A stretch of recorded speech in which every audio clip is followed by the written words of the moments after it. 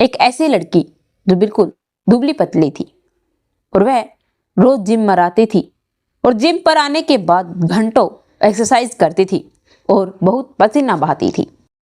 कुछ ऐसा लग रहा था उसे देखकर कि वह किसी मुसीबत में है, किसी का गुस्सा उतार रही है।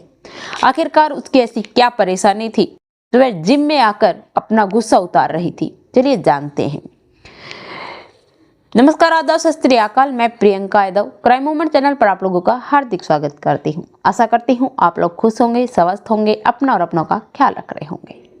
आज की हमारी कहानी बड़ी ही इंटरेस्टिंग है, पूरी जरूर सुनना।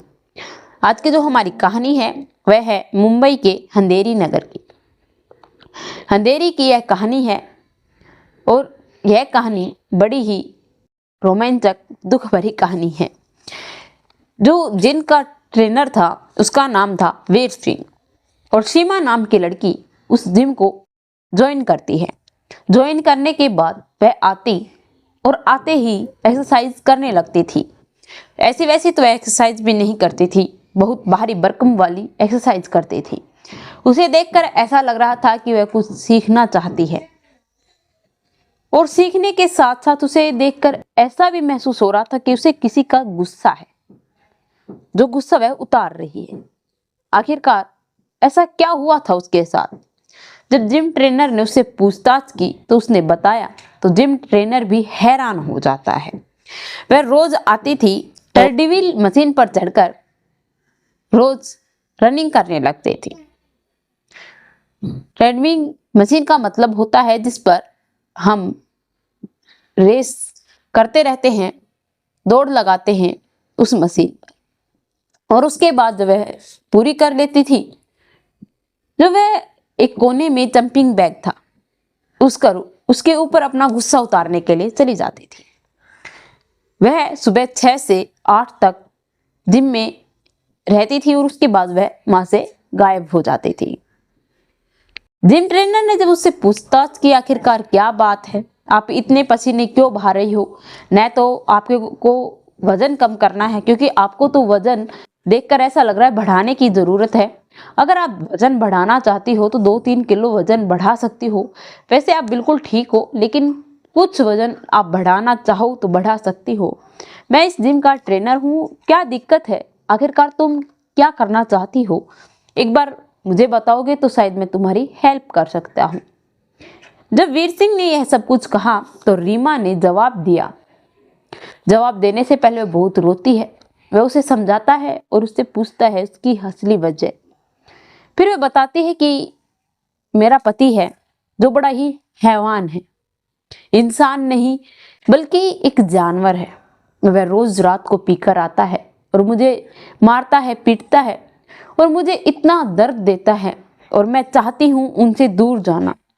ऐसे वैसे वह मुझे दूर जाने नहीं देंगे, इसीलिए मैं उनसे लड़ना चाहती हूँ और लड़ने के लिए मुझे हिम्मत चाहिए, क्योंकि वह अच्छे, लंबे, तगड़े और मुझसे दुगने तिगुने हैं।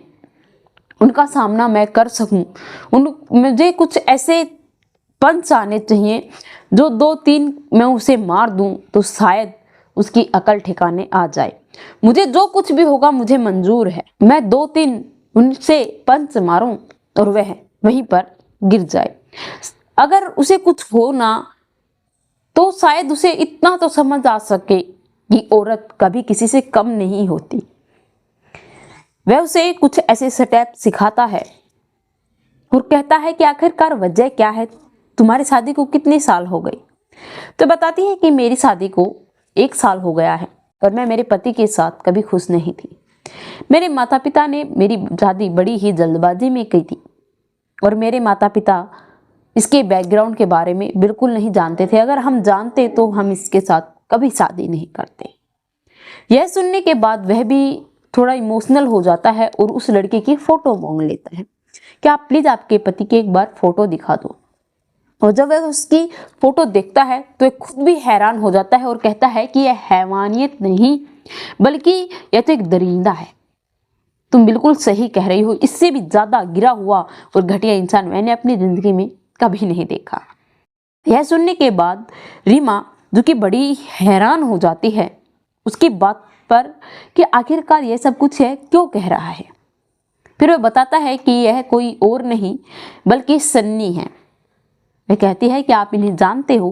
तो कहता है कि तुम लोगों ने इतनी बड़ी गलती कैसे कर दी, मुझे समझ नहीं आ रहा। तो कहती है कि मुझे नहीं पता। फिर वह बताता है कि इसने कितनी लड़कियों को धोखा दिया है। वह कोई रोते हुए आई है, किसी ने अपना दम तोड़ दिया, या कोई हॉस्पिटल में है, वह जिंदा है वही बहुत बड़ी बात है, क्योंकि वह बड़ी ही कमजोर वीक थी और वह अच्छा लंबा तगड़ा इंसान, एक मर्द था। यह सब कुछ लेडीज के लिए बहुत ज़्यादा मुश्किल होता है और वह उस मुश्किल का सामना कर रही थी 1 साल से, और अब वह उससे छुटकारा पाना चाहती थी।